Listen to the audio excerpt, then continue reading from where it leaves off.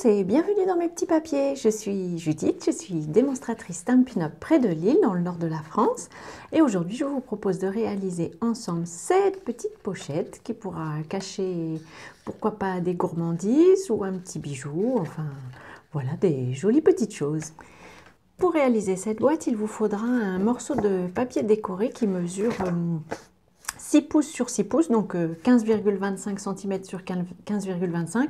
Ça pourrait être 15 sur 15 si vous prenez un autre papier. Là, j'ai pris une feuille de papier qui au départ mesure 12 pouces sur 12 que j'ai coupé. Ici, j'ai pris un papier de série design qui vient du mini catalogue de l'offre de Celebration. Et donc, il mesure 6 pouces sur 6 pouces, il est déjà aux bonnes mesures. Les plis que nous allons faire vont être aux mesures suivantes. D'abord à 5 cm, puis 7, 12 et 14.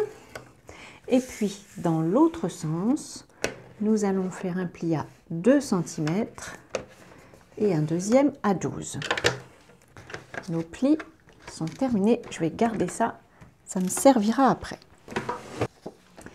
Alors, je vais maintenant pouvoir bien marquer les plis. Alors, vous remarquerez, pour cette boîte, il faut choisir un papier dont l'intérieur, le verso, le recto et le verso puissent se coordonner. Du moins, il ne faut pas qu'ils jurent l'un avec l'autre, dirons-nous. Alors, dans ce sens-ci, donc vous voyez, j'ai plusieurs lignes en verticale, donc c'est bien verticalement. Ici, on a le bas de la boîte et ici le haut. Et le haut, en fait, on va le replier vers soi. Donc c'est lui qui va partir pour former une petite bande décorative sur le dessus. Pour la découpe, on va faire comme vous m'avez souvent vu faire. On va enlever cette petite bande ici et puis couper un peu en diagonale. Et puis les suivantes, comme c'est du papier de série design qui n'est pas très épais, on n'a pas besoin d'enlever l'épaisseur du pli. Ça devrait suffire en coupant simplement verticalement comme ceci. Pour fermer la boîte, alors le repli comme celui-ci nous limite un peu dans les mouvements.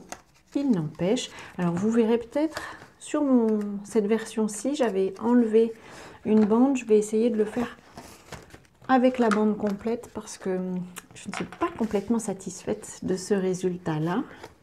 Alors, on va poser, là je prends de l'adhésif CCLé Plus parce que lui, il va convenir parfaitement pour tenir ma boîte. Et voilà, du coup, comme je vous disais, je ne vais pas trop le poser à plat pour m'assurer d'avoir ma boîte quand même bien droite et mon pli bien posé, parce que là, le tout va se déformer un petit peu. Voilà, comme ça j'ai le temps d'ajuster et de bien poser ma boîte. Voilà, je trouve que c'est un peu plus joli comme ceci. On mettra un petit point de colle après peut-être pour que ça ne baille pas. Et puis pour le bas, je vais mettre d'abord une grande, puis les petites longuettes et enfin la dernière grande. Ça c'est juste pour pousser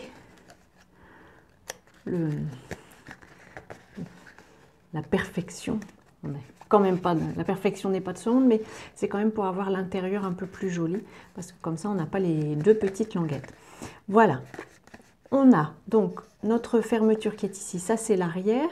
On va pouvoir, j'attrape ma perforatrice, on va pouvoir percer des trous sur les côtés pour passer un petit ruban, pour que ça fasse un joli petit sac. Et en ruban, pardon, comme ruban, j'ai pris, il s'appelle le ruban Beaux-Arts. Il vient aussi du tout nouveau mini catalogue janvier-juin. Alors j'en passe d'abord un morceau sans avoir encore coupé le ruban. Et puis je vais faire un nœud pour qu'il ne s'échappe pas. Voilà. Et ensuite, ça va me permettre d'estimer à peu près la longueur du ruban que je voudrais. J'en prévois une petite marge pour pouvoir faire mon nœud. Et à nouveau, je le passe. Je vais le plier en deux pour pouvoir le passer plus facilement. Je vais utiliser une autre technique. En fait, je pose le ruban dessus et je l'enfonce avec le... C'est le stylet de la grille de marquage que vous m'avez vu utiliser en début de vidéo. Je fais mon nœud. Voilà. Notre petit sac est prêt, on va pouvoir faire la décoration. Pour la décoration, je suis partie sur le même thème que pour mon prototype avec le set de tampons Art Gallery. Alors pour la couleur, j'ai choisi béguin bleu, non pas béguin, si béguin bleu, qui est une couleur de la collection. Alors je fais 2 essais, un en clair et un en première génération, pour choisir avec vous celui qui me plaira le plus. Alors ça, c'était la première image. Moi j'aime bien commencer par l'image de fond, mais honnêtement ça c'est un peu selon les goûts de chacun.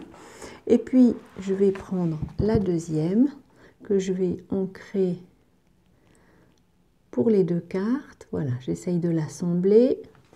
Après elle n'a pas besoin d'être très précise, elle fait quand même des effets d'ombre que j'aime beaucoup. Et donc là je vais essayer en première génération sur mon ancrage plus léger ici. Choix difficile, les deux me plaisent. Et puis je vais aussi, pendant que j'ai mon encre qui est sortie, je vais aussi tamponner un souhait. Alors le set de tampons est en anglais, mais je me suis dit que Happy Birthday quand même, la plupart des gens connaissent, donc j'ai décidé de l'utiliser quand même comme ça. On va pouvoir découper ces images parce que ce set de tampons est coordonné à un lot de poinçons qui s'appelle Galerie Florale. Et donc je vais utiliser cette grande découpe pour le souhait et la fleur.